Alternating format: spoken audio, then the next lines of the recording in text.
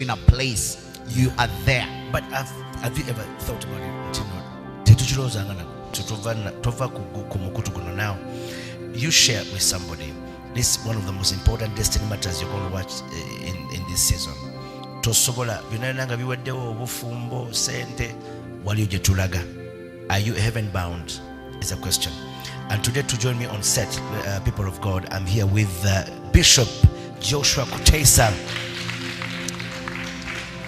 Amen. Sabo musumba neyanza okubeera wano. Bishop musanyisa okulaba.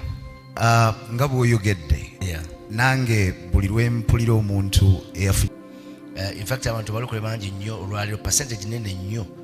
I think the heaven mindedness has gone away. Endowooza ey'okulowooza nti bannange tukolera ggulu Katonda waddala spiritual experiences zino abantu bazirabira ate nga honestly speaking destiny ensembereyo ddala enkulu egenda kubeera eyo eteriiko option eteriiko shortcut teri agenda gimiesinga naye nga tutera nnyo ate okugibuusa amaaso.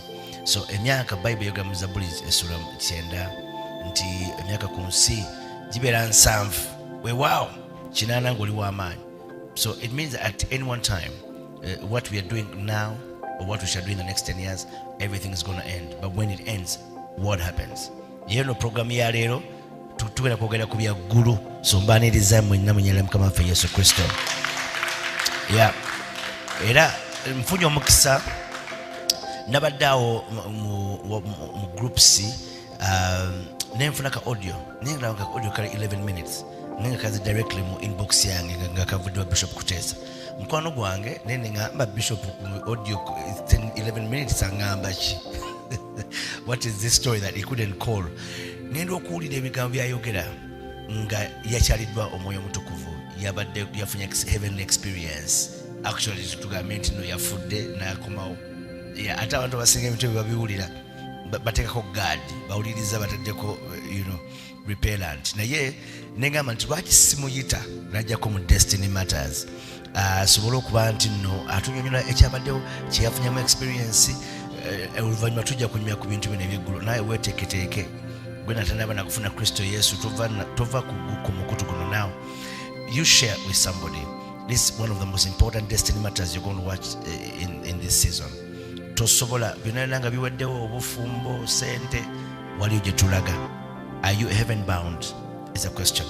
And today to join me on set, people of God, I'm here with Bishop Joshua Kuteesa. Amen. Sabo musumba neyanza okubeera wano. Bishop musanyisa okulaba. Nga bw'oyogedde. Yeah. Nange buli lwe mpulira omuntu eyafunye experience ey'eggulu. Yeah. For some reason sitera kiwa nnyo mutima ngamba I think I've heard those stories. Yeah. I think I've heard people who have had these experiences. Like njagadde engeri gy'okitaddewo like you repel like ogamba yeah whatever. Yeah. But it is very real. Waliwo abantu Katonda bakkiriza nga balamu n'abaganya okulega ku ggulu to have a foretaste of heaven. Yeah. Si bantu bangi mukisa no munene guba mukisa munene ng'omuntu oli ku nsi Katonda n'akukkiriza okufuna that foretaste of heaven. Yeah. And that is what I had Tuesday 19th November 2024 because wayinza okubaawo omuntu agenda okulaba program eno obudde nga buyiseeko but this just happened this week. 19th November 2024. Yeah, tugenda kubanga tubyogerako. Bishop Kuteesa is the senior pastor of Shiloh City Church in Mukono. Ava mu prayer palace lineage muno mwakolera naye twebaza Katonda. By the way, waliwo ne experiences ezimu zanyumirizaako awo zenyagala zajja banyumizaako engeri gyalaba Kristo nzifaanagana mukono ezange naye olwaliro si lwange olwaliro katufukasinge ku Bishop. So Bishop, ena kuwayo opportunity abantu bano eyo kamera yeeyo obabulire kiki walaba then nze nabuuza ebibuuzo oluvannyuma lw'ebyo. What happened? This is Sunday night, by the way? Is it a Sunday night? It was a Tuesday night. Okay. Obudde nga bukya. Yeah. Ndoto ekirooto nga bwe nafuddemu nabadde kiringa ekitali kirooto. It was like real nga ninga akomyewo aweereddwa second chance. Yeah. Nabadde nfudde naye saategeeredde ddala nsonga lwaki nafudde. The cause of death saagitegedde, naye mu kirooto nalabye nga omubiri gwange gumaze okutwalibwa ewaffe gye banzaala e Masaka, gye batuziika, gye baziika kitange, gye baziika mmange ne baganda bange abansooka okugenda. So neerabye nga omulambo gwange guli awo in a coffin, ng'ekifo kyonna kijjuddemu tents ennene, nga tenti zikubyeko abantu nga bangi. There were very many people abatudde abazze okuziika. Era mu kirooto kino nga there was so much activity, like abambuka, abakirira, abakaaba, abafumba, abalya, abanywa ku lumbe, ngeri olumbe olulala, olumbe olwa bulijjo bwe lubeera, olumbe lubaako abalya, lubaako abanywa, lubaako abakaaba, abawuniikiridde, abeebuuza ki ekiddako. Gye nabadde nsobola okubiraba, naye ng'omulambo gwange ngulaba. Ne Musumba ne mukwano gwange mpuliriza ekyambaddeko nti newankubadde nabadde ndaba famire yange, ab'ennyumba yange, omukyala, abaana, abantu abali close to me, when nabadde, you don't even entertain the thought, tekikujjira nti okomewo mu mubiri. That is one of the thoughts that never crosses one's mind. Simanyi oba I could say mind, but it is something nti bw'obeere ng'oli mu ggulu toyagala kudda, temubeeramu regrets, egamba nti oba nzireyo, oba nina kyesaatuukiriza, oba I miss. There is nothing to miss about earth. We nabadde mbalaba n'omubiri gwange ngulaba, naye nga sirinaamu yadde kenjagala kujja kukomawo mu mubiri gwange nsobole okutabagana ne be nalese ku nsi. Naye ng'obalaba, omubiri ogulaba guli awo, ngulaba, nsobola okulaba ebigenda mu maaso wano ku lumbe we bagenda okunziika. Kaseera kabadde kakuziika. Now you do know that the 100% possibility that it was not a dream. It was not. Ekyo nkikiriza. That actually Katonda yakuwadde experience n'ovira ntalamu out body. That is what happened. That is what happened. So bwe natuuse mu ggulu nayanirizibwa, naye omuntu eyanyaniriza saamutegedde. But I knew there was someone here with me. Kye nalabye kiri kimu nti yabadde alina a document, like a parcel, like a file, white. Nga taŋŋambye nakuŋŋamba biki biri mu document eno. Nategedde butegeezi nti ebiri mu fayiro ebyo gy'emirimu gyange ku nsi, byebinkwatako. Nga taŋŋambye n'okunnyaniriza tewali we yaŋŋamba nti welcome, but I felt I am very well received. Now munda munze nawulira nti nsanyukiddwa. Okujja kwange bakusanyukidde, I'm welcome, ndi mu kifo ewantu we bansanyukidde. Naye tanyeze, taŋŋambye welcome, tayogedde ku linnya lyange, naye kyalina ye file tulina gye tulaga. Kati nga tugenda, simanya wa we tulaga, naye nga tutambula, n'ensanga Omusumba, omuntu alaba program eno ng'obaddeko mu kirokole okumala ebbanga ddene. Waliwo Omusumba bamuyitanga Cheris Rwambalaali, yali musumba oku Prayer Palace, yafa about 7-8 years ago, ne tumuziika Fort Portal eyo. Yazze nga tutambula n'atusisinkana ng'alabika bulungi nga wa kitiibwa. Musumba, omubiri gwaffe ogw'omu ggulu gugenda kubeera gwa kitiibwa ddala. Kuno ku nsi he was a skinny, dark skinned, skinny guy, tall, naye bwe yazze yabadde alina like a chubby face, nga alabika, his face was glorious, munene, alabika bulungi. Kwe kuŋŋamba ebigambo bino nga musanyufu, naŋŋamba Musumba, otuuse? Saamuzeemu, otuuse? Yayogedde ebigambo bibiri naye n'abiddamu. Weebale kugumiikiriza ate weebale kuwangula. Ekyo tujja kiddamuko mu maaso eyo. Yaŋŋambye weebale kugumiikiriza, weebale kuwangula, weebale kuwangula. Naŋŋamba ebigambo bino, naŋŋamba nti nina bye ŋŋenda okukola, nina bye nkyakola, naye engeri gye bakuleeta gye tuli tujja kunyumidda. Tuli mu ggulu, streets tulina gye tugenda, nsanze gwe mmanyi eyansookayo muweereza munnange aŋŋamba nti Musumba otuuse, weebale kujja, weebale kuwangula, weebale kugumiikiriza, weebale kuwangula, weebale kugumiikiriza. Naye mbadde nina gye ndaga, nina bye nkola, naye engeri gye bakuleeta ffenna gye tuli tunaanyumya edda ne yeeyongerayo, naffe ne tweyongerayo ne gwe nabadde naye. Bwe tweyongeddeyo tulina we twatuuse ne ntandika okuwulira amaloboozi ge nategedde nti eringa kooti. Abantu abasinga beebuuza nti Setaani yagobwa mu ggulu ate adda atya mu ggulu, naye n'olunaku lwaliro Setaani akyagenda mu ggulu, naye waatagenda we wali ewatukuvu w'awatukuvu, naye mu ggulu waliyo kooti. kyava ayitibwa akyuza. Tosobola kubeera accused ate nga mu kooti gwe tebakukkiriza kubaayo. God is a fair God. He plays fairly. He allows the devil. Bw'aba accusing, he goes in there. So in this place nawulidde amaloboozi nga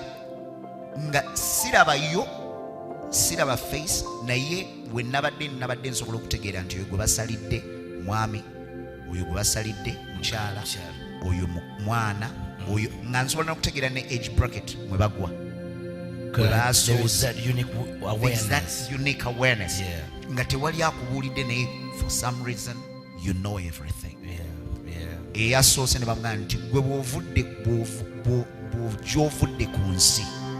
Bino ebigambo bye bikulu ennyo ebisinze okunsiikuula n'okutakafubana, y'ensonga lwaki ndina wano. Bamugamba nti gwe bw'obadde ku nsi obadde ogamba nti okola nnyo, obadde ogamba nti obeera busy Monday to Monday, akaseera k'ofisaawo is your me time. Ako kakako ne bwe bakuyita okwenyigira mu bintu by'obwakabaka ogamba nti oli busy nnyo, okola nnyo, era gwe tolina biseera. Naye akaseera k'olinawo it is my me time. Eddoboozi ne limugamba va wendi bamutwale, naye ng'osobola okuwulira nga bamusika off speed. It's immediate. Ate nga gwe bagamba ebyo, abantu abasinga balowooza nti agenda kutuuka mu maaso ga Mukama aw'ensonga. You don't have that chance. It will not be there. Teri abadde yeewozaako. Those who know me have been siri mupya mu bino ebintu. I've been in this thing for over 30 something years. So I do not say this for anything. I will stand before the God who will judge the living and the dead. This happened to me. Era Bishop, ensonga lwaki nabadde so touched by that audio is not because I hear so many experiences of heaven. It's because it is you. Kakati kubanga nkumanyi, it took my attention nengamba bwabanga this is a very unique experience. So buli kintu omuntu kyasobola okulowoozaako okufuna nkirina, kyasobola okulowoozaako okugenda ngenzeeyo. So soogera bino for any gain, naye nakirabye. Gwe bw'obadde ku nsi nga yaakatuuka, gwe bw'obadde ku nsi obadde ogamba nti oli bize okola okuva ku Monday paka ku Sunday, bw'ofisaawo akadde is your me time. Nti ne bwe bakuyita okubaako ebintu bye weenyigiramu ogamba nti oli bize nnyo, tolina ky'osobola kukola. Va wendi bakutwale, ng'owulira nga bamusikawo. Naye eddoboozi eryo erigamba va wendi, eryo lye lyabadde lintiisa, kubanga si lyerino eribadde linnyonnyola nti bw'obadde ku nsi the tone would change. Va wendi bakutwale, ng'owulira oyavaawo. Ne mpulira omuntu omulala, ono yabadde mukazi, nga bamugamba nti gwe obadde ogamba nti olina ebizibu bingi era oyina w'oyita. Buli lwe babadde bakuyita okubaako bye weenyigiramu ng'ogamba nti okyalina by'oyitamu, olina emitawaana gyo, bakuleke. Olina by'oyitamu bakuleke. Buli lwe babadde bakusaba nti baako kye weenyigira mu tukole kino mu kkanisa ng'oga nti olina ebizibu bingi, olina emitawaana mingi, olina by'oyitamu, gwe bakuleke. Va wendi mutwale ng'owulira ng'oyiba mujjawo. Ekyo ekintu, ekigambo va wendi, ekyo kyabadde kyantiisa kubanga ng'owulira obusungu nga nkuba ebifaananyi nti abamutwala bafaanana batya era agenza atya, naye nga toyanukula. Nempulira omulala nga bamugamba nti gwe bw'obadde ku nsi, buli kye wayagala, buli kye wasaba, buli kye wayaayaanira nakikuwa, kyakuweebwa. buli kye wayagala, buli kye wasaba, buli kye wayagala nakikuwa. Naye bwe namala okukikuwa ne weerabira. Buli kye wayagala, buli kye walowooza, buli kye waloota, buli kye wasaba nakikuwa. Naye bwe wamala okukifuna ne weerabira n'ogenda n'okola bibyo, va wendi owulira ng'oyeba mujjawo. Kati nga tonnaba kutuuka na kutaaniyo. Nze siri eyo. Nze tulina gye tugenda, ekiri kifo kirala eyo saagenze eyo. It seemed to me nti eyo si gye mbadde ndaga. Eyo waliyo abantu abalina oludda gye bagenda. Kubanga tujja kubuuza ebibuuzo tugenda kubibuuza because omuntu bw'ava mu bulamu buno, there are three places. There is heaven. Heaven is temporal. And there is the Hades, amagombe. N'amagombe gali temporal. But there is the final place, which is the new earth, and the final place for those that do not know Christ, which is hell, the lake of fire. Heaven is temporal. Mu Bible igamba Revelation that heaven and earth will pass away. So heaven is temporal and the Hades are temporal. Naye it is a very painful thing. Bw'ova wano oyina w'olina okulaga. You either go to heaven, which is also temporal for the children of God, because the final place is the new earth. Fantastic. So nempulira owokusatu, nempulira owokuna rather, nga bamugamba nti gwe nakusimba. Kino kyantawaanyiza nnyo Musumba kubanga mbadde sikitegeera. Nakusimba mu kkanisa eyo, nga mu kkanisa eyo mwenkusimbye mwogenda okukulira okubeera kino. Bamulaga ne kye yalina okubeera, naye gwe okukibeera wali olina kubeera mu kkanisa eno. Naye olw'obusongasonga obutonotono n'onyiiga ne weesittala ne weefundikira n'ova mu kkanisa mwe nakuteeka, n'otasobola kubeera kino wali toyina w'osobola kukibeerera ewalala yonna. N'ebintu nga bingi byetugenda okuyiga olwaleero Musumba bikulu nnyo. Kino wali tosobola kukibeera. Ekitegeeza nti ne positioning Katonda yasimba abantu. He sets the solitary in families. Solitary kitegeeza omuntu omu. I told the church in the presence of my wife, nti God never called me with my wife. In Isaiah, Katonda agamba nti mutunulire jjajja mu Ibrahimu namuyita omu.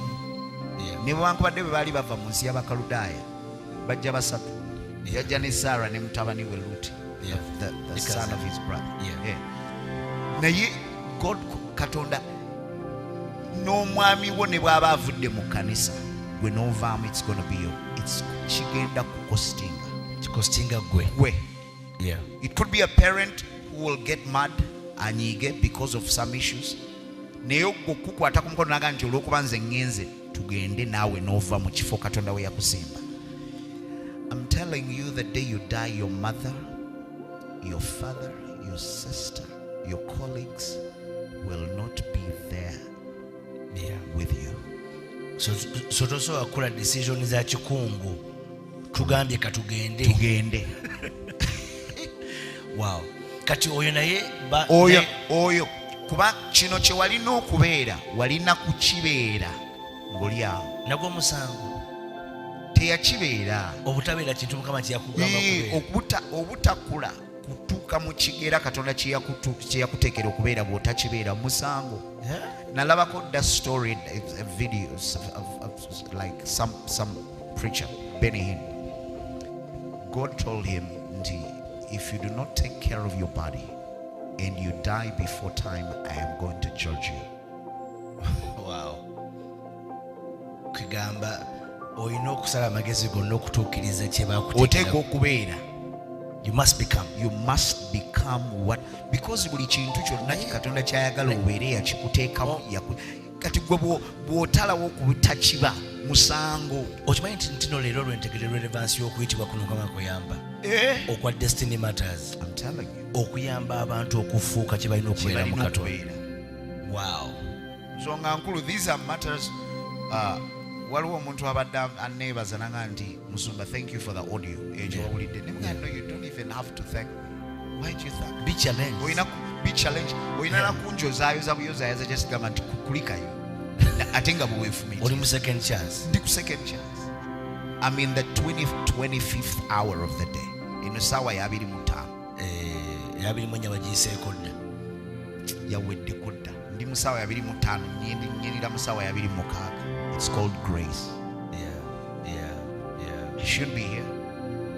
Nempuliro eyasembyeyo gwe nasembyeyo okuwulira ndyoke nsabe. Bamugambye nti gwe yabadde muwala. Nategedde n'okutegeera nti she was in her early 30s. Ne bamugambye nti gwe laba ku nsi gy'ova, laba ennyumba yo. She was a renter. She was not a homeowner. She was a renter. She had an apartment.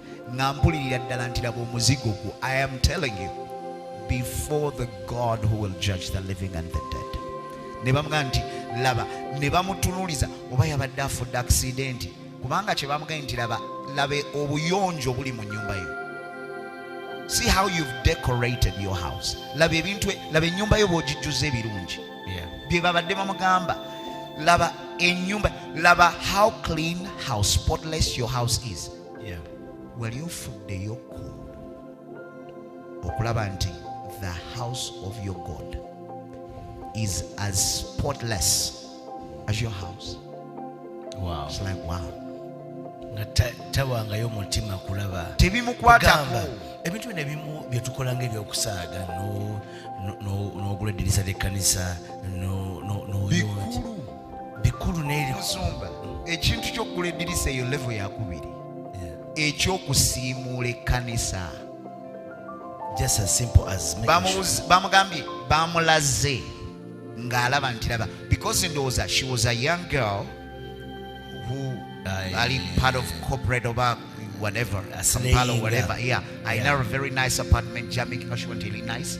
Ndowooza yavudde ewaka ng'agiggadde ng'asuubira nti ajja kuddamu naye teyakomyewo.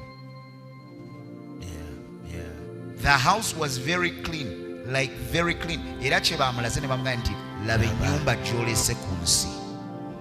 Simanyi oba ennyumba oba ekkanisa gy'abadde asabiramu nga nkyafu. Simanyi oba ekkanisa gy'abadde asabiramu ng'eddugala. Nina gye nagenda erumu ne wannumya omutima nga abantu abasabira mu kkanisa eyo n'omukulembeze w'ekkanisa nga Musumba nga bafuga emmotoka ey'ebbeeyi ez'ebbeeyi, naye ng'ekkanisa eddugala, ekkanisa ebibaawo nga bivunze, naye ng'emmotoka ziri nga nnya okuzitunda zizimba cathedral. Nakigalaga nti naye wano mwe temusobola kusiimuulawo n'okusiimula obusiimuuzi. Ebyo bannange ebikulu eri Katonda. Bamugambye nti gwe laba gy'ova, laba ennyumba yo. Ekisinza okuneewuunyisa nawudde mpuliriza audio eyo, and honestly speaking, probably the general sins that we call the general sins, the big fives, none was mentioned. Naye nga obuntu obutono bwe tubuusa amaaso, obutono obuyinza obutalabika nga bukulu bwabadde bukulu nnyo. That is why ekimu kye nategedde nti kyengenda okwogerako nti assignment omulimu gw'ekkanisa. You see, when God gives esale that ironic benediction, may the Lord bless you, may the Lord keep you, may the Lord be gracious. Ekintu kye bayita God being gracious kitegeeza katonda okutunulira ebibi ebimu n'abibuusa amaaso. There are some things that God, if you're working for God, kyasobola okutunula n'abanga takirabye. Naye ekintu kye bayita katonda nga yakuyita kubako kyokola n'otakikola. My God. Ate nga abantu abasinga we have actually trivialized the assignment nti ebintu bino byetulabanga ebyokuyitibwa binganga secondary gye tuli. It's primary. Naye nga ate bibadde bikulu nnyo. Bikulu. Ne bamugamba nti gwe mu ennyumba yo laba wagijjuza ebintu ebirungi. Kitegeeza Katonda atunula. Atunula n'alaba. N'akompeyaringa byokola. Gy'osabira ne gy'osula. Naga nti mu nnyumba ya Katonda wo wateekamukko ekintu kyonna ekirungi era ofaayo okulaba nga nnyonjo erabika bulungi ng'ennyumba mw'obadde osula. Va wendi ekyo, va wendi bakutwale nga olinganga gwe bafumita mu mutima. Kwe kugamba oyo yabadde ankulembedde. Nsomayinako katono kubanga ensonga eyo tulina okuddawo katono. Abantu balowooza nti assignments mu kanisa kwata muzindaalo kubuulira, but Katonda buli gwasimba mu kanisa amwinako ensonga.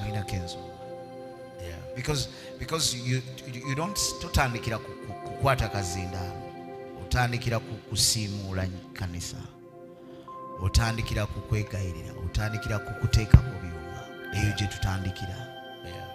Okiraba ate obuntu obwo obutono nina gwe nabadde njogera naye nti obuntu obutono obwo ebiseera ebisinga bwe busuula abantu obubatwala mu geena.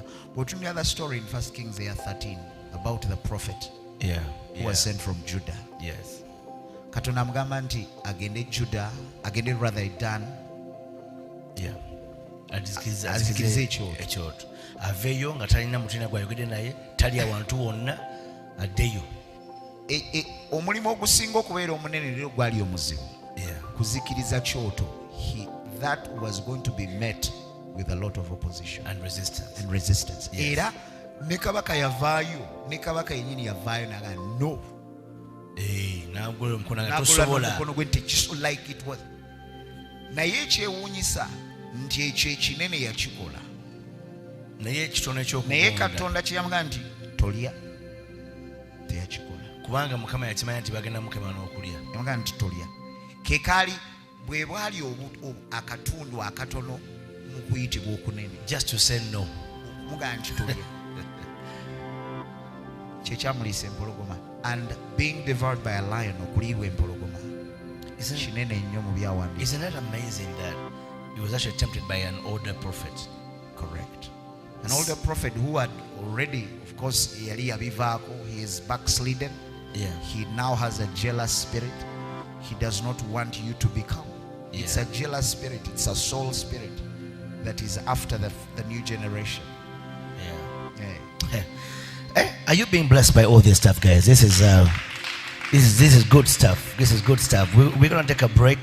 You're watching Destiny Matters. Naye ensonga zino nkulu nno mukwano, sooka oteeke wansi by'obadde osiika tuwulirize kubanga ebintu byonna bino nga biweddewo, waliwo Katonda alina kyakusuubiramu. In fact nze neewuunyizza nnyo nga Bishop aweereza olwaleero nti kikulu nnyo ndowooza n'okuzuula Katonda yakuyitira ki. Ebintu ebyo by'obuusiza amaaso nno byandibanga ate bikulu nnyo gy'oli, naye emirimu gy'okola mu Katonda tegigenda kwerabirwa, mikulu. Lwe lunyiriri olugamba nti abatuukirivu abafiira mu Kristo bagenda n'ebikolwa byabwe. Wow. It now makes too much sense. You're watching Destiny Matters. We shall be right back after this break. Poni yadda nnyumiza nga tetunana kumalizaayo kirooto kino ekiri current, okulokoka kwe nakwo kwali heavenly experience. Nti Kristo yakusinkana n'akulaga nti salvation was really real. Kubanga abantu abasinga bwe tuno nnyo mu kanisa olumu kifuuka ordinary.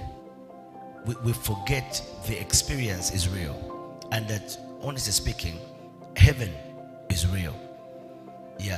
kubanga kati waliwo abantu abalowooza nti bw'ofa oba ofudde. Omuntu oyo tumugamba tutyo oyo alowooza nti bw'ofa oba ofudde. Is there any way you can convince them to know that there's another world out there? Bw'otunuulira the story of Lazarus and the rich man, otegeerera ddala nti bw'oba ofudde oba tofudde. Because one, the rich man there, omusajja omugagga oyo yali mukristaayo nga nze naawe, teyali mwonoonyi. Yensonga lwaki ayita Abraham father, and Abraham was like, yes, I know you. Yali mulonde. One, kiki ekimutwala mu Geyeena, he was rich, but rich unto himself. He was not a fornicator, he was not an adulterer, he was not a thief. Naye ekimutwala mu Geyeena, obugagga bwe bw'ayamba yeka yali ali ku bugagga bwe. So nga nzirayoko ku kibuuzo kyo nti bwe yafa we yali asobola okulabira ddala nti this is Lazarus, this is Abraham. Ekisinga n'okwewuunyisa mu story yo Bishop is nti Bible egamba n'asaba addeko ku nsi agambe baganda. His heart moved out for his brothers. Yali amanyi n'okumanya n'abantu be gye bali, kubanga yagamba nti nina baganda bange bameka? Bataano. Asobola omuntu afudde oba osobola okumanya nti nina ssenga nga ali Kyazanga, nina kojja wange ali Nateete, nina mukulu wange ali Nakawa. Oba omanyi ne gye bali era omanyi nti si bakkiriza. Passion ye immediately yagenda eri abantu ku nsi abatayagala Katonda, n'agamba senga nsobola okuddayo nenjogerako nabo. Naye I like what Christ answered him. Naga nti eyo ku nsi balina ba Musa, balina bannabbi, bawulira abo. Ekitegeeza omuntu atuliza olwaleero eno opportunity gy'olina okuwulira abali ku nsi, because okufa gye kuli. Bible egamba about that story nti when Lazaro we yafa yasitulibwa bamalayika, ate omugagga bwe yafa Bible egamba nti n'agenda emagombe, the Hades. He did not go to hell, he went to the Hades. Yagenda emagombe. Naye emagombe osobola okulaba ebiri mu Geyeena, but there is olukonko between them. Nokubanga Geyeena sinyangu, omusajja yasaba drop y'amazzi. Teyali mu Geyeena, yali mu Hades. Eyo nayo wali painful, but that is temporal. Geyeena is final destination. Geyeena, which is the lake of fire, is the final. Ate ne mu Hades nayo newankubadde it is temporal, because from the Hades you still have to go to the judgment seat of God. Ekigamba kyo Hades bakivunata mu Luganda mu magombe. Kati Geyeena ye hell. Ye Geyeena. Era ne Bible Luganda egamba mu magombe yayimusa amaaso ge. Okay, that's interesting. That's a good lesson for us. Naye kakati owulidde bali abali mu kooti. Yes. Mpulidde abali mu kooti kwe kugamba eyabadde ankulembera nti naye abantu bano abasaliddwa omusango bempulira bye babavunaana nga bifaananira ddala n'ebyo abantu mu kkanisa eri gy'ensumba bye bakola. N'otyamu. Gwe njogera naye ali nange naye simulaba, naye alina fayiro yange. Sinnaba kwogera naye ate naye tannavaamu kigambo bukyanga natuuse, naye tulina gye tulaga. But it's good, but it feels nice. Owulira nti tewali mutawaana, ate n'okwogera mwogera nga temwogera, nga tetwogera naye nga mucommunicatinga. Fantastic. Nimuga nti naye abantu bano bempulira be basalira emisango, ebintu bye bakola munda munze, kuba nabadde ndowooza nti mulimu ebintu ebinene bye mmanyi wano bye bajja okwogerako balyoke babasindika eyo. Naye ng'ebintu bye babagamba abo nga bifaanana ne bano b'ensumba bye bakola ng'ebintu ebibavunaana bifaanagana n'ebyabana abali ku lumberwa nga bazze okunzika kubanga nabadde mbalaba mu tents abalambalaba nga bayimiridde batudde ku mulambo bakaba bano nga bali bino ate mukola esoboko mubadde onyumizako nti walabye abantu b'ekkanisa of course maaso eyo kigenda kujja naye nga kati muli eri owulira feeling eyo ne muganda omutima gwo nawe gukulumidde abantu omutima gunnuma nti bano abantu b'ensumba ne bano abalokole bemmanyi ng'ebintu bino bye babavunaana bifaanagana n'abalokole bye bakola first nsooka ntandikira ku b'ensumba abazze okunziika then neŋŋamba n'abalokole tebagenda kumaliriza nga bagenze mu geyeena kyata refutinze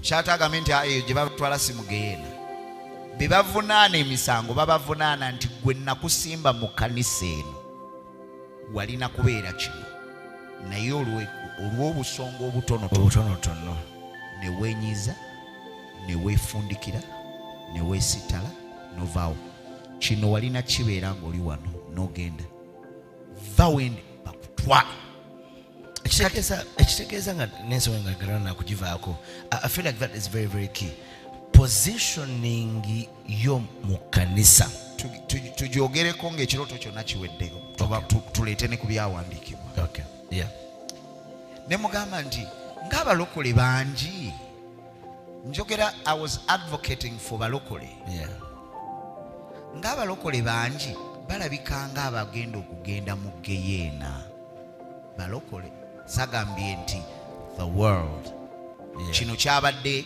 eri abenda twagiyitanga nda ya nakalama abaalondebwa and I think that's why they got an opportunity to be judged because they're already born again bali abatalina balokole tebafunira mukisa okundowooza so ne mugaa nti mbadde nsaba bampeeyo oba oliawo omwaganya gumu nzireyo ku nsi ndabule abalokole kyenamusabye mbadde nsaba nti bwe kiba kisoboka jjukira initially nabadde siinaayo yadde ekirowoozo ekyokwagala okudda naye kati wano bwe nalabye nga almost everyone va wendi bakutwale obuntu bwe tukola bulijjo ninga nti bampeeyo omwaganya nzireyo nga eryo eddoboozi lyabadde liva mu kukaaba bampeeyo omwaganya nzireyo bampeeyo omwaganya nzireyo ndabula abalokole kyekindeese wano ku Destiny Matters kyekindeese wano ku Rest TV kulabula balokole eyabadde ankulembera ebbanga lino lyonna nabadde musumba ndabya omubiri gwange musanduuke n'abakungubazi naye nabadde sinalabako ku ntaana yange bwe namusabye ekyo teyanzize namu naye nagenza okulaba nti all of a sudden nga ntutte ewali entaana bwe twabadde tugenda ewali entaana omuntu gwe nasoose okusinkana yabadde kojjange ng'akaaba nnyo nga omwana wa mwannyinaze agenze bw'ati bwe tweyongeddeyo n'ensisinkana abantu saabalabye face naye nawulidde n'eddoboozi katonda yaŋŋaanye okutegeera ani oba oliawo I would have treated them in a special way naye omuntu ono yabadde musajja ng'agamba nti buli nsonga yenna ekwatagana ku ntaana ya musumba wange eyo biru yange singa namutegedde ndowooza oba oliawo nali I would have treated them in a very different way because you know what they could do ng'ogenze ababa they will hold a very special place naye saamutegedde naye yabadde ayogera nti entaana ya musumba wange if it's mabo oba terrazo nja kugikola njiyooyoote nga bwe kigwanira naye saamulabe n'ekyo nakiwulidde ne tutuuka ku ntaana nga bagimaze okugizimba bulungi byonna biwedde ekyabadde akabonero akalaga nti kati saaviisi eri eggwa baleeta mubiri baguteekeyo n'ababuuza lwasooka okuvaamu eddoboozi lyempulira ndowooza lwakubaawo kati ali ku nsi ate kati kikomawo kitegeerekese kubanga nabadde neebuuza ebbanga eryo lyonna nkitegedde kati kati wano ng'ali ku nsi waayogera nabo n'ababuuza nti ono mwabadde muteeseteese ku muziika eno ku bijja nabadde nateekeddwa eri wansi because it was like food. Aga nti ono newankubadde mwana mu lujja muno mulina muziika eno mu maaso. Wow. That was interesting. Yeah. Naga nti entaana ye mugiziike. There is a brother ali awo ku prayer palace aluddewo nnyo. Yajja ku prayer palace around the same time. Yajja mu 1993 around there. Yeah. Bamuyita Eric Lubega. Amanyiddwa mu ssaako z'abakristaayo. Yabadde omu ku babadde ku ntaana abaagiziise ne bagiyiwamu ettaka ne bagimenyaamenya bye babadde bazimbye nga bagitonya ne babimenyaamenya ne babibikako. Mwe nabadde nina okuziikibwa. Ne nva ku ntaana naye nambulako ne ndaba nga nziramu nnyingira mu mubiri gwange. Ekyantiisiza Musumba, waliwo omwana eyaliidinze worship ku Sunday bamuyita Esther. Ne mulaba ku lumbe awo nga nva ku ntaana namulabye ku lumbe ng'alina enviiri ze zimu zeyayimbiddemu ku Sunday ze zimu ng'akutte akacupa k'amazzi ng'alina watudde nga munakuwavu ze zimu, ekitegeeza nti mbadde nziikibwa wiiki. Simanyi oba badde onooziika naye nabadde nziikibwa wiiki eno. Entaana yange yabadde yakusimwa wiiki eno. Omuntu omu osobola okwebuuza n'ogamba nti okufa kusoboka okuba bwe kutyo. Yeah. But that is how we are close to death. It's just a minute away like that. Just like that. Naye, where is your destiny? Ogenda kumaliza. That is why what we are talking about is destiny matters. Nenzukuka. Nintandika okuyita abantu nti abange mujje mulabe, mujje muwulire Katonda ky'aŋŋamba eri abalokole. Y'ensonga lwaki nakoze bu audio obwo ne mbusindika mu Luzungu, mu Luganda, because mulimu it's a new assignment. Siteekwa kuba mulamu kati. Naye ensonga lwaki ntudde mu ntebe eno, omulimu gwange gwampeereddwa kulabula balokole. Newankubadde nga nina obuvunaanyizibwa eri abatali balokole. To preach, because okwo kuyitibwa kwa buli mulokole. Naye right now Mukama ansindise okwogera eri abalokole. Mukama waffe yebaze. Nsonga nno nkulu ezo Musumba. And I think we should appreciate Bishop Joshua for sharing his experience. Not asirika. Nesisirika. Yeah. So one tusobola okutandikira ku bantu abeerabira kubanga bamugambye nti gwe weerabira. Katonda n'akola ebikulu mu bulamu bwo n'ogamba nti gwe oli bize waweebwa buli kintu kyonna ne weerabira. And I think it comes to just the memory of God's work. Yes. Memory of your responsibility, but also things like even tithing. Yes. Yeah. Nukwega muri natuka mu nnaku ze z'omukisa. Natajuka na responsibility gy'alina eri buweereza eri ministry mwatuula. Emyaka nga maybe 7 years. Nina gye nagenda mu Sacramento, state ya California. Nali ngenda kubuulira ku kanisa. There was an anniversary of a pastor. Kati naga nga tugenda ku kanisa because it was a big day. Nagamba tugenda kuyitira tulina gye tugenda okunona maama we abeere ku mukolo. Gye twagenda, it was a nursing home. Yeah. Nursing homes abatamanyi ennyumba ezo gye bateekamu abakadde nga bakadde. Kati atono teyalina mukadde nnyo. Yalina myaka nga 5 mu 5. Wow. Ngaba tugenda omujjayo. Yeah. Ne tumuleeta ne tumutuza mu motoka yennyini ya musiba omusipi. Nga kye natandika okutegeera awo engeri gye yali ayogeramu naga nti tamanyi nti nze mutabani we yalina obulwadde bwa dementia. Omuntu aba alina obulwadde obwo, it's a mental illness eri gwe atamanyi. You forget everything. Omuntu alina dementia ne bw'omuteerawo essuwaani y'emmere tasobola kumanya nti mmere. Ne bw'omuteerako akasa asobola okwesala. Essaawa enateeka okubeera n'omuntu they have to be helped to go to the bathroom kubanga abantu abalina obulwadde obwo babalabyeko mu bifo bingi nga bwagenda mu bathroom asobola okukwata their waste n'amulya. So ateekwa okuba omuntu alina dementia, your father can be in your presence and you do not know that this is your father. You do not know that this is your mother. And also you have a short memory. Kati eyo ye stage esooka. But dementia ku level esemba your father will be there and you do not know. Kati waliyo kye bayita spiritual dementia. You forget the people that laid hands on you. Abeera mu maaso gawo naye nga tomumanyi. Omanyi n'okubuuza naye kiki kyo kye bankolera.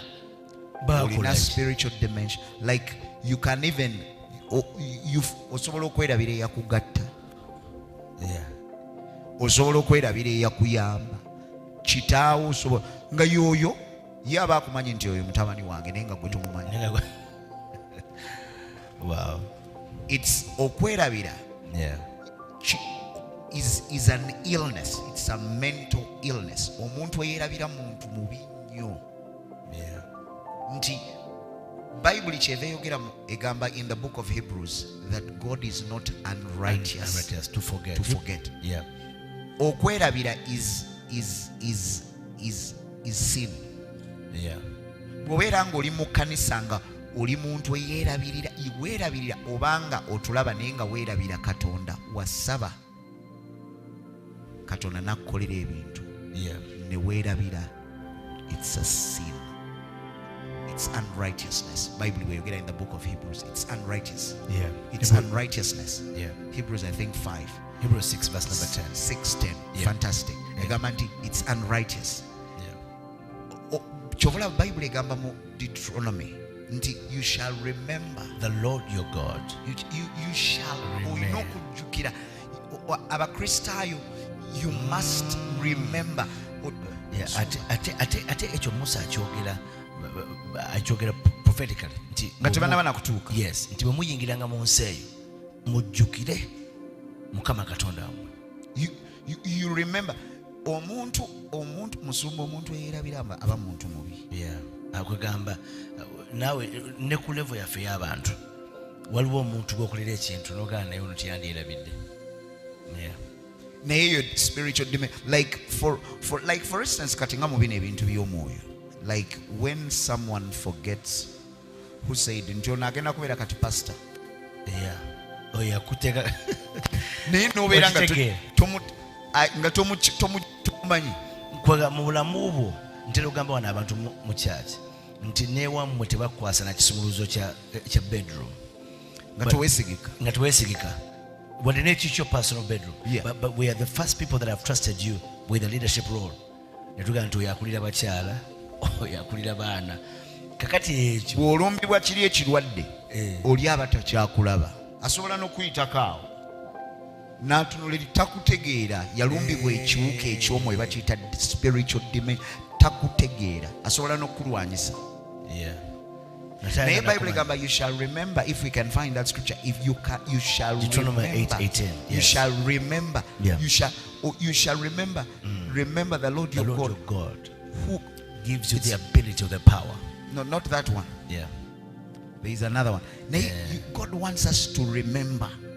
Ayagala tuberenga even in tithing nga bw'obadde oyogedde. Akamu ku bintu nabadde mbagamba nti if God gives you, I said on Sunday, the first level of giving for every Christian, eddaala erisooka mu kugaba mu kirokole has to be your time. That should be the beginners level. Yesookerwako before buli muntu alina okubanga ekyo kyangu gyali nti sente bwe nzifuna kuliko eza Mukama. Before you spend it, if it's an insult for you to spend money, tonaba kukiteeka wabbali. That is kekamu kubonera akalaga nti ojjukira. N'okuwaayo obudde bw'okujja okuweereza, it is kabonera akalaga nti ojjukira. Kubanga bamugamba nti gwe waweebwa naye ne weerabira n'ogenda n'okola ebibyo. Olunaku olumu Omwoyo Omutukuvu yayogera nange nti okigamba abaweereza baawano nti the highest use of life is to serve God. Obulamu buno ate nga it's the most honorable office. tewaliyo title yonna mu nsi esinga kubeera omuweereza wa Mukama. Like the scripture says in the book of Joshua 1, nti Moses the servant of the Lord is dead. Ekintu ekyo okuga nti omuweereza wa Mukama, it's the highest level gy'osobola ye office esingayo okubeera ey'ekitiibwa mu nsi. Kakati version emu njagala twogere ne kuba assignment nakusimba mu kanisa. Yes. Nga nkusuubira okufuuka kino. Kitegeeza nti stable eyo kubanga Yesu agenda nayogera mu Yokaana 10:27 nti endiga zange zimanyi eddoboozi lyange era omugwira tezigenda mugoberera. Naye ninayo endiga endala eziri wabweru eyo mu bisibo ngenda zireeta. That means our shepherd is a master in drawing sheep to a particular pen nti abeko waziteeka azisuubira okubako kizifuuka. Nze ntegedde lwaleero ng'oyogera nti n'obutafuuka kibi. True. Another scripture in Psalms, God sets the solitary into families. In families. Psalm 68. Katonda is a family man. When Jesus came here, he came to create a family. This is very important. Nti Yesu bwe bajja gy'ali ne bamugamba nti your mother and your brothers are here, and your siblings are outside. Naga nti ate be bani abo bemwogerako? Naye these were his like siblings, baganda be. Jesus had yalina baganda be. Naye agamba nti bano abawulira ekigambo ne bakigondera. This is family. Some of us tugenda ne tulowooza mbu family eri gye wazaalibwamu yokka is the family. Ate nga abamu oyinza okuba olina aba blood brothers, your siblings, ng'omaze n'emyaka 2 toyogerangako nabo bano okubalaba.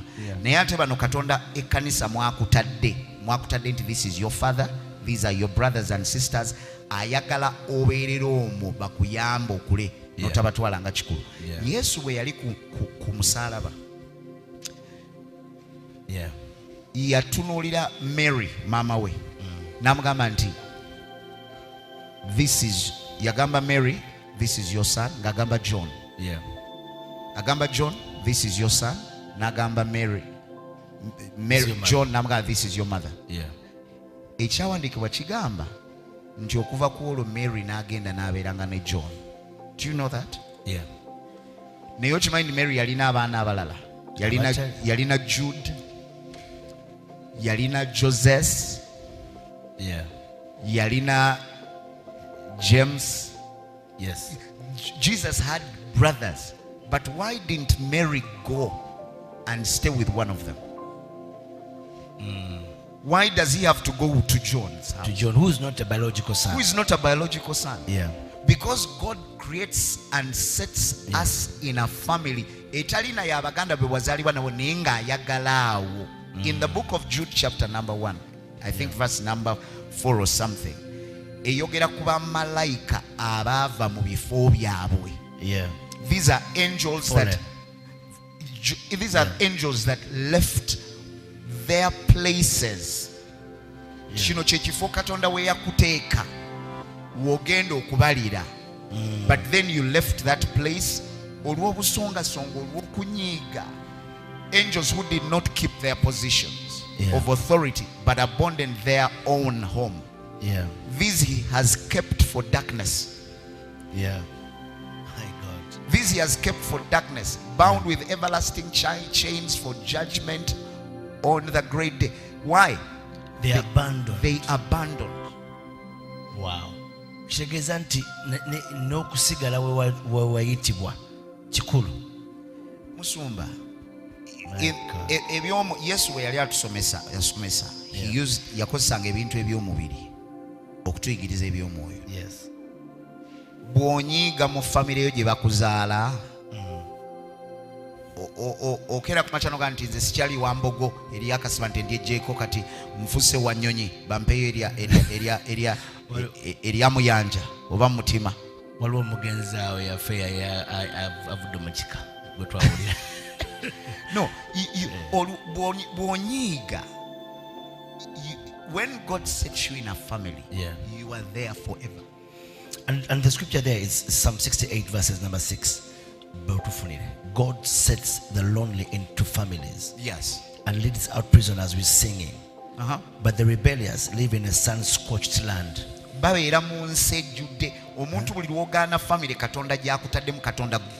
planted you here and you choose to rebel. The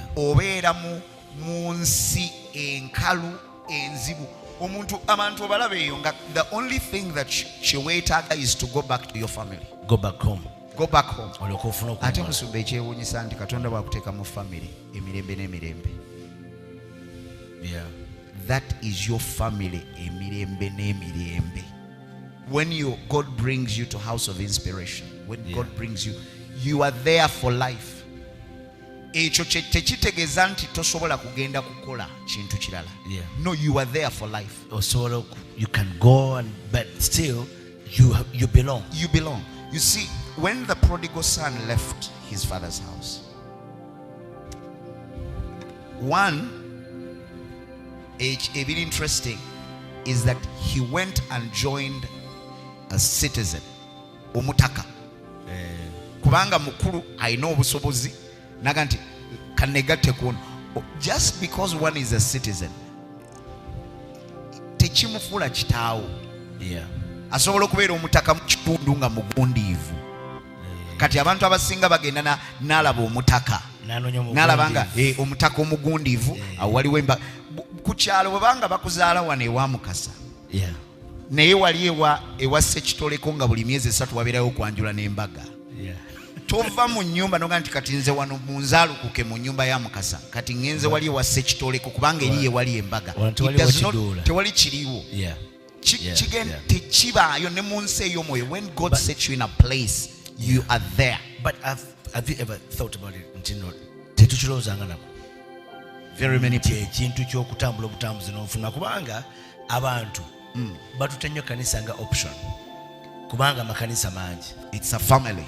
Kati bw'omala omunyiiza wano ng'anyiiga ng'agamba after all there are many pastors. Mu nsi ey'omwoyo Katonda yatuteeka mu bisibo. Do you know what the citizen kye yakola omwana oli? You were in Israel. We've been in Israel.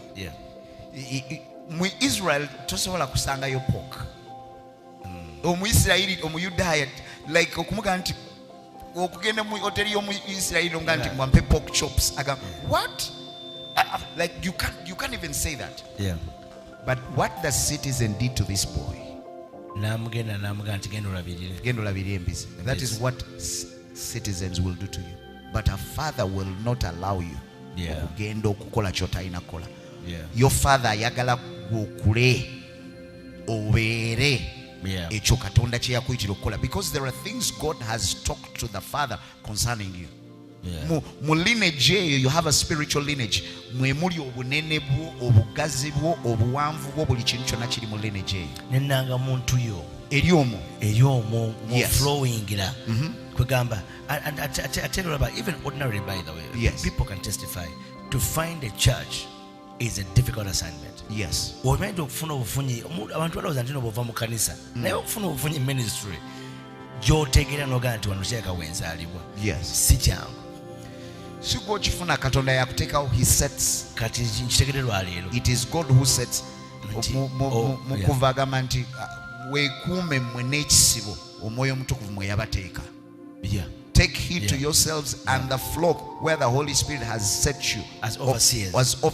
It is the Holy Spirit.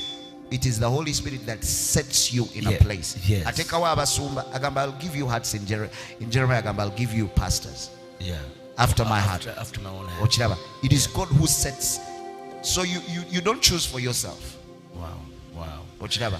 Naye oba kanalite no to depriving okutegeera ddala amaanyi agali mu nsi ey'omwoyo, the intensity of the spirit, nti Katonda akulungamya gwe nolowooza nti ndi mukono ku Shairo kubanga kumpi ne wembeera, naye nga teri omuntu omulala ye nga ava Namasuba ogenda ku Shairo ayita ku makanisa amekaawo mayitirivu kubanga Katonda yakusetinga kati obusongasonga buno Musumba abantu babadde scandalized, babadde stumbled. Nayingira mu kwaya omukulembeze n'abako kyayogera nekimwesittasa naye nze kyentidde nti okunyiiga kwaffe n'emotioni zaffe tezina kyezigenda kutujjako musango. Tolina nabwe ogenda kyewolereza. Yesu yayogera mu bigambo bye nti ebyesittaza byo tebigenda kulema kubaawo. Zimusanze abireeta n'ebyo bigenda kubaawo. There is no ekyo togenda kutuuka mu maaso ga Mukama ogambe nti nze ne bankosa n'esitala. They will Paul agenda, they will bring, think of in the mulimu line mugenda ku judgment, because no mulokole in there is going to be a time where you're going to go to the white judgment seat of God. Nga kuli mu maaso go is a Paul akubulira how many times he went to prison, emirundi gye yafaako emeka, agamba nti bankubako embooko 39 emirundi 5 minus 1 ana, which is 39 times 5. There were prints kumabega kumugongo gwe, naye ate amaliriza nga abiyita the small afflictions. Ebyo byonna byeyayitamu abiyita small afflictions, ebiri temporal, because here on earth buli kintu kyetuyitamu kintu kyakaseera katono, naye eri gye tugenda gye wali ate walubeerera. Kubanga ekyo tekyetaaga nnyo na rocket science okukkiriza nti kino walubeerera. Jjajjaawo yafa dda taddanga, tekawonera kakulaga nti li gye tulaga gye tugenda okubeera walubeerera okusinga eno, kubanga ku nsi wano obeerawo emyaka emeka. Aluddewo ekinene nnyo 15 akyaludde, era bali mu Guinness Book of Records. Oyo aba akoze ebyafaayo, but at some point everyone here agenda kufa. The second destination is going to be heaven or the Hades. After heaven, everyone, oba mulokole oba si mulokole, will come before the judgment seat of God. Abatali balokole kusindikibwa mu Geyeena, abalokole kuweebwa mpeera. Omulokole agenda ogenda ku judgment seat yakola obulungi agenda kumfuna mpeera. Waliwo akagambo mu Bayibuli bakayita Sela. Fumiitiriza sirikamuko owulirize. My God. But isn't this a wonderful blessing, guys? This is good stuff. Bishop Kutesa is a busy man, but now I think he says he has a new assignment. That when we got him, he said, I'm going to be there. This discussion is huge. Kubanga ensonga zino zetwogerako definitely bunafu buli mu kanisa. Some people even accuse the church, you guys are doing this. I don't have time. I don't have time for that. It's too much. There are too many services. There's too many programs. Even putting them on the weighing scale. After everything is done, I mean, look at that girl that you saw. Apartment here, probably very nice apartment. Egenda kumenyebwa. Buli omu agenda bintu byonna bagenda bitwala. Ekintu nga tumaliza, I don't know if we still have time. Buli muntu yenna alina okutegeera. This is something I said on Sunday. Nti ffenna Katonda atuyise buli mulokole to be part of the builders of his church. And I think you also said something in the audio that touched my spirit. Just imagine if our forefathers abatandika makanisa abagazimba ababulira enjiri senga tebakola saddaaka eyo. That is why oli omusumba yangambye webale kulwana. Ekanisa ya Kristo ebaddewo from Exodus. Acts 7:38 eyogera ku the church in the wilderness. God has been building. Naye mu buli mulembe abeera n'abantu n'abaga nti mmwe mugenda okuzimba ekkanisa mugikwaza. It's like a relay. Mukolako ekyammwe and you give the baton to the other generation. Kati guno omulembe bwe gubanga gwekwasa nti nze nina ebizibu, bapawulo tebalina bizibu. Ate no bobisanga eby'abantu olumu bewana butafumbirwa, butawasa, butafuna mulimu, n'abagayi bagenda mu makomera. Musumba abantu abatuleetera wano enjiri abasinga nasomako ku bitabo abasindika nga ba missionaries. Bwe bakuŋŋaana mu services ezigenda okusindika ba missionaries, baateekangawo ekibbo ng'ekkanisa zibeeramu abantu nga 5 nga bateekamu amannya g'abakristaayo bonna nga balonda kalulu amannya bagazinga mu kapapula erinnya ly'omuntu lye balondamu kasita livaayo nti Joshua ogenda, you have to go somewhere. Abantu abo abamu gye baali bajja tebaatuuka, abalala baaliibwa n'ensolo mu makubo, abalala baalwalirangayo emisujja ne bafiirayo. That is gwe muwendo gwe baasasula enjiri okutuuka. Naye ffe tosobola na kwogera n'oyo gw'okola naye ku mulimu. Ne ku kyalo ne tebamanyi nti oli mulokole. Naye ogwo gwe muwendo gwe baasasula okujja okutambuza enjiri. Ffe tuli wano twekwasa obusongasonga. But these people, they sacrificed a lot to get the gospel to where we're at. Kugamba bibuzo Mukama alitunda omulembe gwaffe n'agusekerera. With so many opportunities. Yes, Jude agamba nti nayagala okwogera nammwe ku nsonga z'obulokozi obw'olukale. Naye nawulira nti there is a need okubazzaamu amaanyi nti mulwanirire okukkiriza. Okukkiriza for the faith. Kulwanira nzikiriza the church. Waliwo ekiseera we kituuka nga God really needs fighters. Kati guno gwe mulembe gwe tulimu be bantu abagenda okulwana, abagenda okukola, abeteekwasa busongasonga, abateenyezanyiza, but people who are willing okukolera Katonda omulimu. Senga nja kufunayo opportunity nkukomya otonyonye ku komituni eby'omwoyo, speech experiences, kubanga abamu n'ebirooto, abantu abamu babitya, abantu abalala it's just a dream. Kubanga wadde oyogeraawo nemba ku kinzijukira naye obudde waffe bugenze. Ngenda kusaba Bishop, waliwo omuntu abadde atunula ku rest ebyolwaleero nga yeetaaga akole awulidde nga ebigambo bino alina wabadde aweewuuse. Is there a second chance? What can they do and how are we able to reconcile to find our purpose? Omuntu atulaba era atuwuliriza naddala okusinga abalonde, omwaganya gukyaliwo, kavuna obanga okyali mulamu, ddayo mu kifo kyo, ddayo weereze Katonda, jjukira Katonda gy'akujje. Olunaku olwa Sande luweeyo nabadde ngamba jjo mu saavisi yaffe ey'okusaba, olunaku lwa Sande toluteekako bintu, lekera okujja mu kkanisa nga buli kaseera otunuulidde essaawa olinda saavisi lweggwa. That should not be you with the elect. Weerabe kati ng'omukozi, weerabe ng'omuweereza wa Katonda, because ekyo kye kitiibwa ekisembayo. You are not going to be before God as God's accountant, God's banker, no, you are a minister. That is why God has called you. This is a generation of servants of God. Tuli baweereza ba Katonda, ffenna Katonda yatuyita kuweereza. Komawo okuweereza eri Katonda. Bw'oba wanyiiga sonyiwa osobola okugenda mu Geyeena.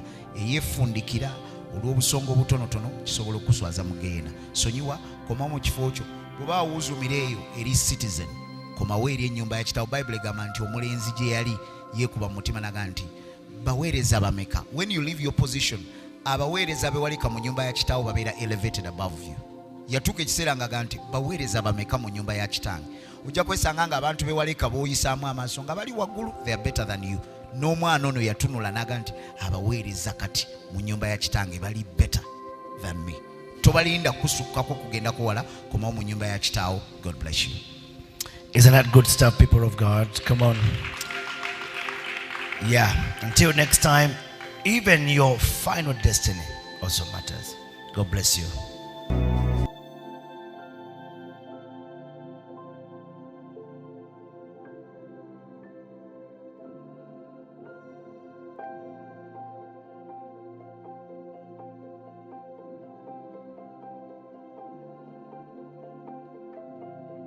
Tebulina buyini kw'omukisa gwa Mukama kwampadde nkimanyi.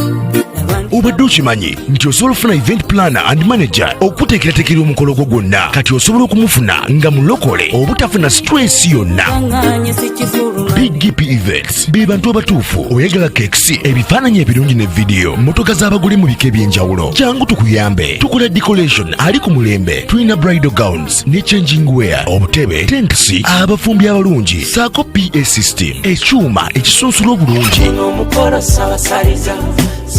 ate nga tukulira ne bajeti y'omukolo gwo ejja mu nsawo yo saakuba ashes baffe abali smart abataswaza mukolo gwo n'abogezi b'emikolo abalungi bakatumwa ate nga tusobola n'okufunira reception y'omukolo gwo katoyagala suuti makanzu agatwalibwa ku buko oba gomesi tubikufunira ku bisale ebirungi Big Pivets bwetegeka omukolo tukuletera n'abayimbi abasanyusa abagenyi bo saako kola selection y'ennyimba ezigendera ku mukolo gwo.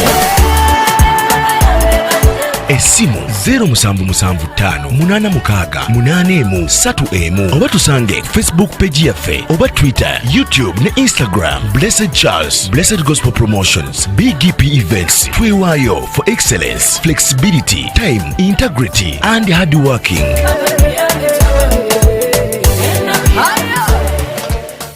BGP Events, likinga, subscribinga, oba ogoberere era oyanirize n'omulala byonna bya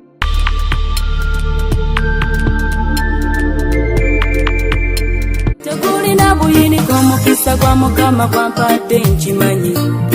Obadde okimanyi nti osobola okufuna event planner and manager okuteekerateekera omukolo gwo gwonna kati osobola okumufuna nga mulokole obutafuna stress yonna.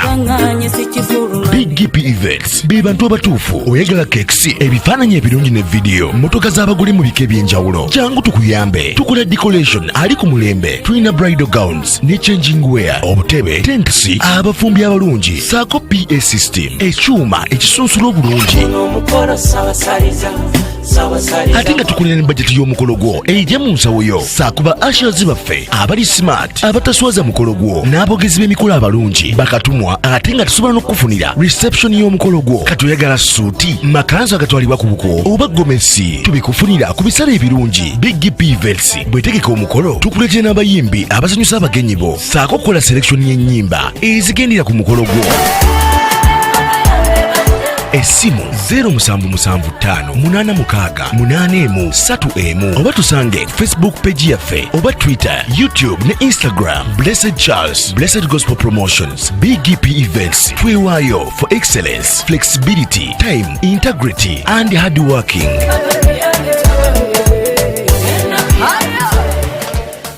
BGP Events, likinga, subscribinga, oba ogoberere era oyanirize n'omulala.